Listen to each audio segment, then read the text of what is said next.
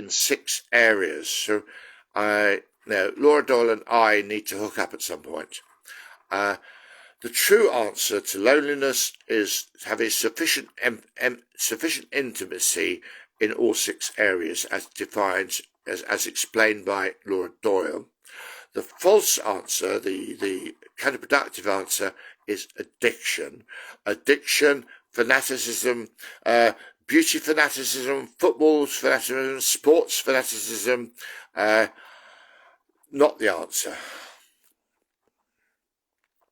So basically, if you shine your light, there's a danger of other people running away from you. They can't.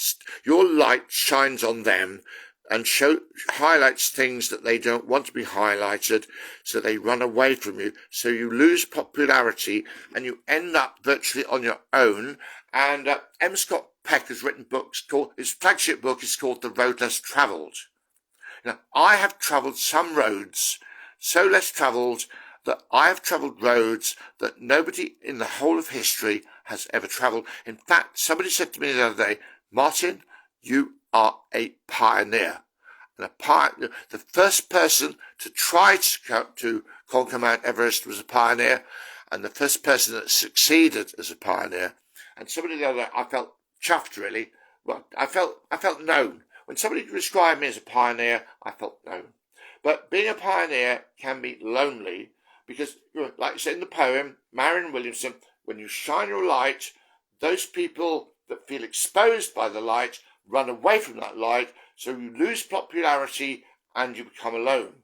Now, one criticism of you, Jordan Peterson, if you're listening, sometimes I watch you and I feel you're playing to the crowd. If you're playing to the crowd, you're looking for popularity stakes. Stop it. There's me telling Jordan Peterson to stop it. Now, Jordan Peterson probably reciprocate and say, Martin, there's something you must stop. Respect, man. Anyway, so M. Scott Peck, The Road Less Travelled, he's written a whole series of books, lovely books. Further along The Road Less Travelled, The Road Less Travelled and Belong, and other books like The People of the Lie. People of the Lie, well, I've never read that book. I found it too complicated. The subtitle is How to Identify Evil and What to Do About It. And not long after writing this book, he became a Christian. Now, I was an atheist at the time, and I thought he was a fellow atheist. So when he converted to Christianity, I thought, traitor, he's gone over to the other side, traitor. Isn't it odd? He wrote this book about the nature of evil and what to do about it and became a Christian. Oh my God. But I've been all right. I'm a one of my many self-descriptions is multi-faith theologian. I think all children should be taught agnosticism and parables. Every tradition has parables. Maybe atheism has parables. Hinduism. My favorite Christian parables are the Good Samaritan. I mean that's universal. It took the Jews and the Samaritans and the Jews hated each other. Okay, so the Jews, the man in the gutter, the Jews walked on by, and the Samaritan, the Jews and Samaritan, the Samaritan didn't walk on by. The Christian did the Christian. The Samaritan did the Christian thing. He used what spare cash he did to get this man put up. So the Good Samaritan is about don't be a hypocrite. And the Quran starts with an attack on hypocrisy. I haven't read much of the Quran, and like I said, the most important bit of the Quran is there's no compulsion in religion. But also, the first chapter of the Quran is an attack on hypocrisy. It says in the afterlife, if there is an afterlife, in the afterlife, the worst punishments will be applied to the hypocrites. So if you think you're a Christian and you're not, worst punishment. If you think you're a Muslim and you're not, worst punishment. And the Good Samaritan is about hypocrisy. I need my glasses while I'm reading my notes. But the Good Samaritan is about hypocrisy. It took the non-Jew, to do the Christian thing. And but Margaret Thatcher tried to Margaret Thatcher made a valid point. Actually, typical capitalist Margaret Thatcher. She said that the Good Samaritan wouldn't have been able to help the man in the gutter unless he had a few bob in his pocket. Trust Margaret. Trust Margaret. Yeah. Actually, talking about Margaret, I'm very angry at the way she shat on the Welsh miners, coal miners. She shat on them big time. One thing she did right was confront the print unions, and this Argentinian thing. Oh God! I mean, bloody hell! Fighting over an island full of sheep on the other side of the world. I think we need power sharing. We've got power sharing between Northern Ireland and Southern Ireland, which isn't quite working properly yet.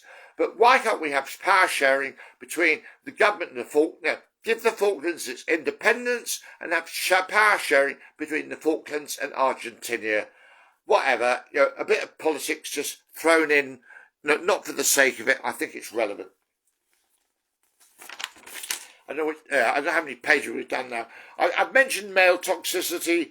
Male toxicity is this thing of if we can't agree verbally, then one of us has got to die. In the old movies and things, pistols at dawn. This world isn't big enough for one of us. One of us has to go. It doesn't matter which one. We'll have pistols at dawn, and one of us will be dead. Now, the downside of that, well, there's a big downside, is that actually, if it's good versus evil, then 50% of the time evil wins and 50%. But actually, evil tends to be, better at firing pistols. So with this fisticuffs approach to solving arguments, evil's going to win most of the time, or more of the time. This is male toxicity, resorting to violence prematurely. There's a place for violence, actually. See, everything in God's universe is an upside and a downside. Everything can be used or misused or abused, yeah? And prematurity is a big problem. Premature violence is a massive problem. Violence has to be there as a backstop. Violence has to be there as a safety net. But actually, if you've got the safety net, if you've got a good safety net, you don't have to use it.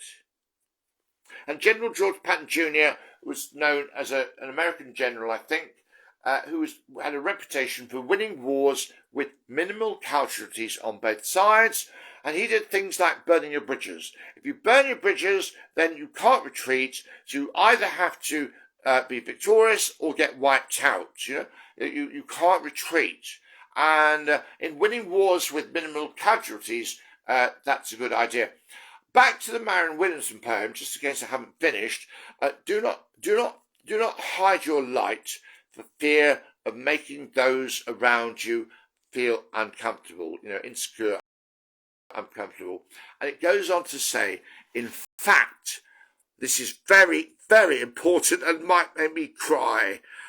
When you shine your light, you unconsciously give other people permission to do the same. When you shine your light, you unconsciously give other people permission to shine their unique individual. Now, you give them permission, they might not act on that permission, but you're giving them permission.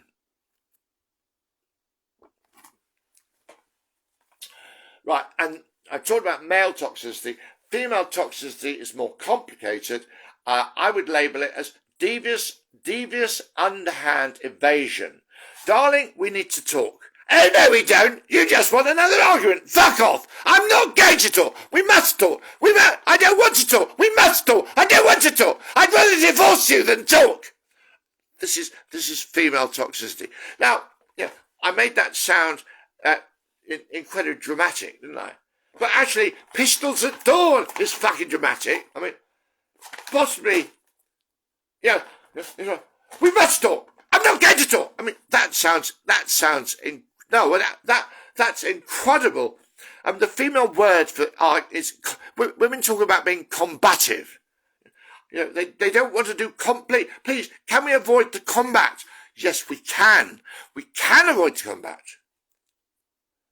It needs a change of mindset for one person or both to avoid this unproductive combating, this spiralling out of control vicious circle. One party or the other needs to learn alternatives to combating.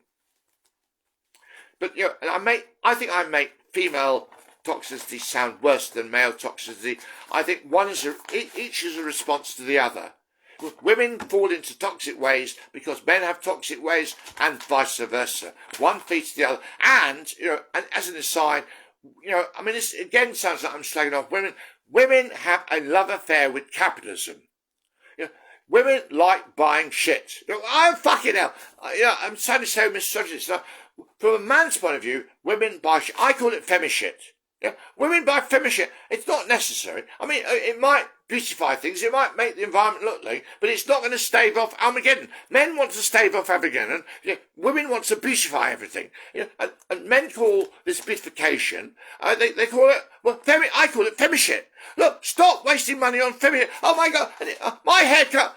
My haircut cost me less than £5. Your hairdo's costing you 65 fucking pounds. Excuse me, can't we spend that 65 pounds on the children? Or can't you spend 30 quid on a haircut and give 35 pounds to charity? For fuck's sake, endless money being thrown down the drain on femi-shit. Well, God, I'm on a bit of a hobby horse now. I should be on Speaker's Corner, slagging off it is a statistical fact. At the moment, this might not always be the case. Men earn more of the money, and women spend more of the money. And the capitalist advertisers know this. The advertisers have women sussed. Cosmetics, the line that sits around, buy some more makeup, darling. Buy some expensive makeup. You're worth it. You're worth it. Women have a self-esteem problem, and the capitalist advertisers know this. Make yourself beautiful. A, you look beautiful, and B, you're worth it. You won't feel worthless anymore. The answer to worthlessness is to make yourself look beautiful. And if you're ugly and no amount of work make it will help, well, poor you. Why don't you hide your head in a paper bag? This is sick. This whole setup is fucking sick. And no